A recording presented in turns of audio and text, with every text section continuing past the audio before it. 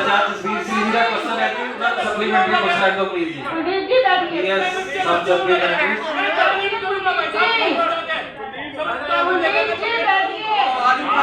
तो बैठो सर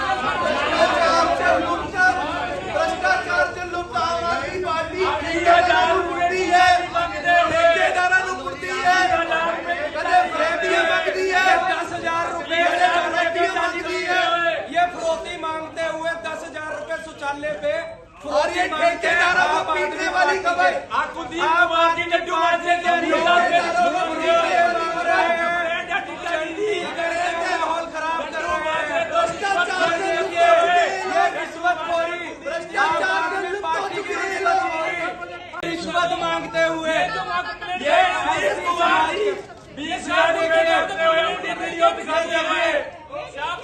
ये रिश्वत मांगते हुए चंडीगढ़ के लोगों से यही बता दीजिए गट्टू माजरे तो पैसे मांगते हुए शहर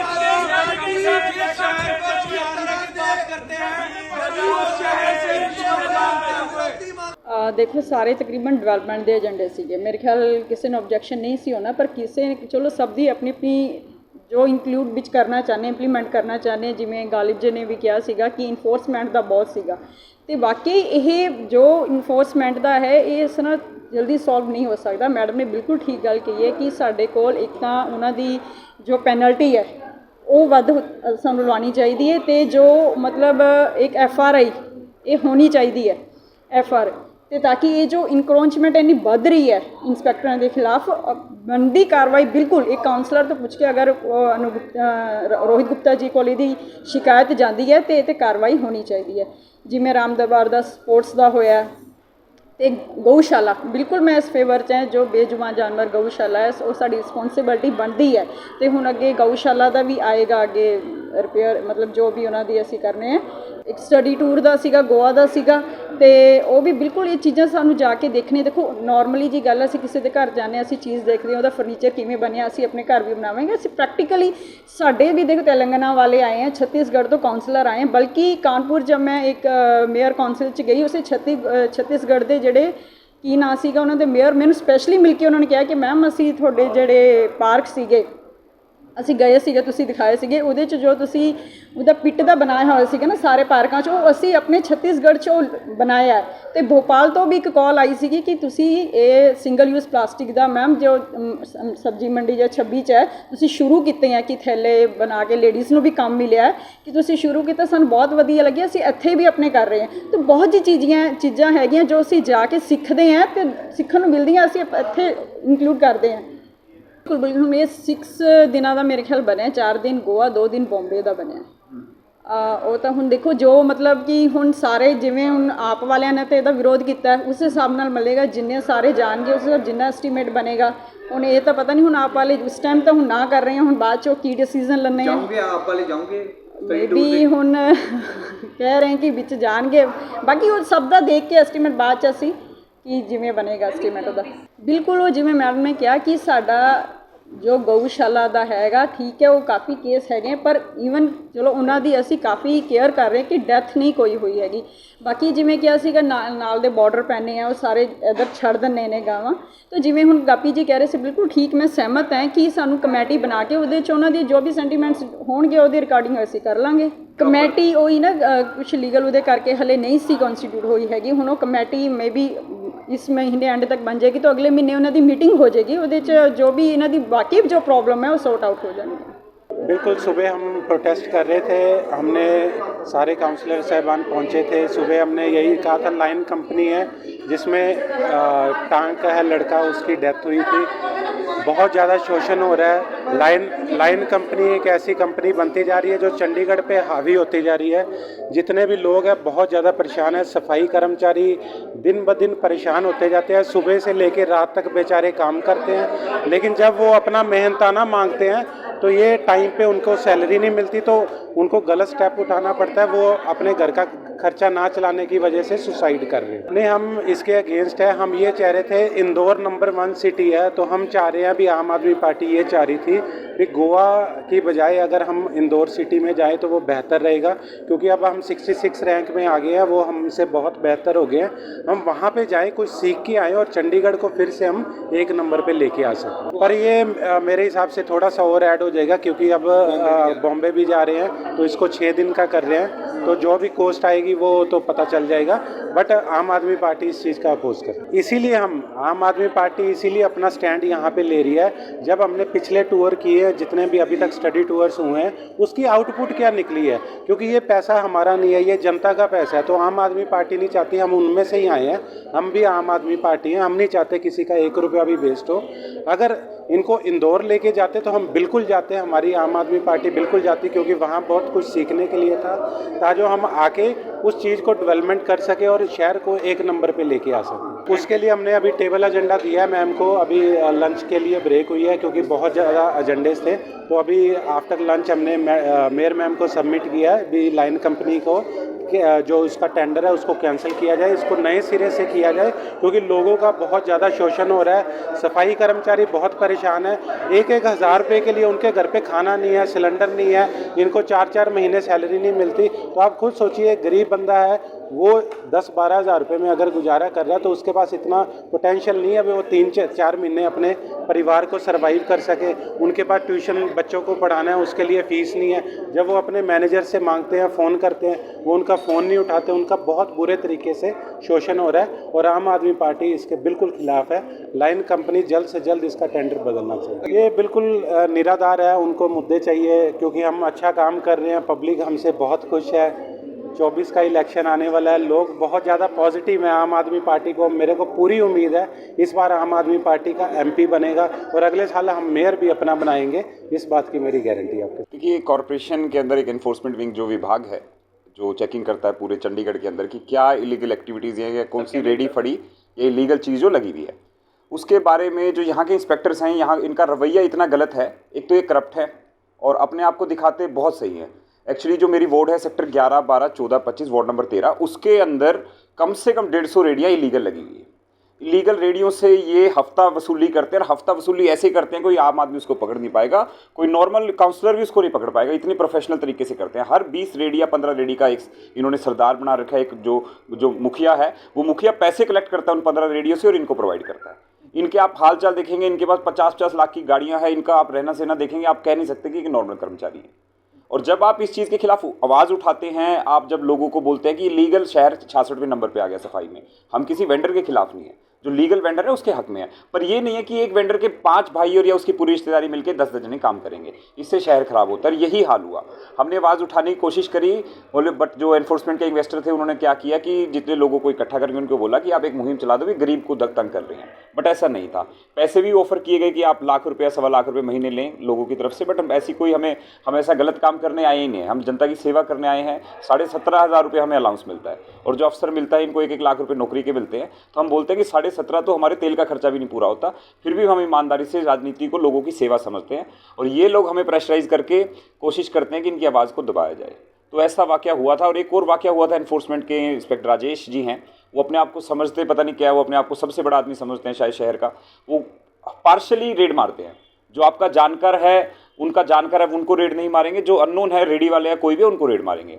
उनसे फिर वो सामान उठा लेते हैं, और फिर जब उनसे पूछा जाता है कि आप पार्शली ऐसा काम क्यों करते हैं, वो कहते हैं कमिश्नर से बात करो। तो मैंने बोला कि हम अगर काउंसलर हर छोटी बात पे कमिश्नर को इन्वॉल्व करेंगे तो हमारी काउंसलर की वैल्यू क्या रह जाएगी। तो ऐसा ही पिछले एक महीने से चल रहा था। उसकी कंप्लेंट भी मैंने करी, बट एमसी कॉर्पोरेशन के हिसाब से उसका कोई भी रिप्लाई नहीं आया। तो आज हाउस में ये बात रखी गई है कि ये विभाग इतना पैसा करप्शन हो रही है, रेडी फड़ी वाले पैसा क्यों नहीं देते। यही कारण है क्योंकि वो इलीगल पैसा ये ले लेते हैं, इसलिए उनको ऊपर पैसे देने की जरूरत नहीं पड़ती। बिल्कुल जांच होनी चाहिए। और मैं तो कहता हूँ जो विभाग है, इस विभाग के ऊपर कोई ऐसा कमीशन बिठाया जाए, ऐसी टीम बिठाया जाए जो निगरानी रखे, क्योंकि ये सबसे करप्ट विभाग है। कहने की बातें होती हैं, बोलते प्रूफ लेके आओ, आज भी जैसे हाउस में आया जाए, ऐसी टीम बिठाया जाए जो निगरानी रखे, क्योंकि ये सबसे करप्ट विभाग है। कहने की बातें होती हैं, बोलते प्रूफ लेके आओ, आज भी जैसे हाउस में बोला प्रूफ लेके जाओ। प्रूफ साबित करना इतना आसान नहीं है, क्योंकि जो रेडी फड़ी वाले हैं उनसे अगर बात की जाए कि आप सामने बोलेंगे वीडियो में, ऑडियो, वो बोलते हैं कि हमारी रोजी रोटी, हमारा घर परिवार 10-15 हज़ार 20 हज़ार से चलता है, अगर हमें महीने के 4,000 देने भी पड़ते हैं सर, तो हम देने के लिए इच्छुक हैं, क्योंकि हमारा परिवार यहाँ से चलता है। सबसे बड़ी समस्या ये आ रही है, ये जो गरीब कार्ड ये खिलवाते हैं, जो ये मीडिया जो है एनफोर्समेंट है, ये एनफोर्समेंट विंग जो गरीब कार्ड खिलवाती है इन्वॉल्व करके इनको, ये बड़ा गलत है। बिल्कुल जी, इन्होंने ऑफर करे हैं, ऑफर रेडी वालों की तरफ से किए गए हैं पैसे। बेसिकली मैंने उनको एक नोटिस निकाला था कि आप जितनी लीगल हैं, आप या तो अपने टेंडर अपना लाइसेंस लीजिए, लाइसेंस नहीं है तो आप देखिए शहर का क्या हाल है, गंदगी भी आप फैला रहे हैं, आप अपना सामान वहाँ छोड़ के जा रहे हैं।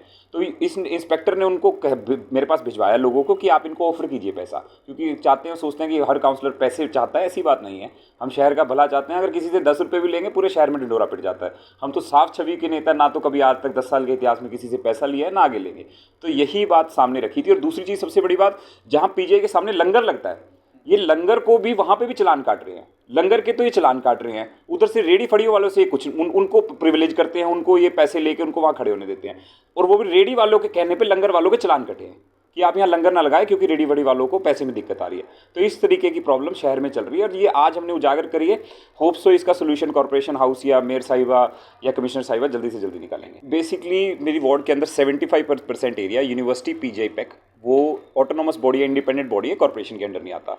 बट एक तरफ देखिए, जब वोट लेने की बारी आती है, कॉर्पोरेशन एमसी के इलेक्शन हो या एमपी के इलेक्शन हो, वोट लिए जाते हैं, वोट अपने आम लोगों के वोट लिए जाते हैं।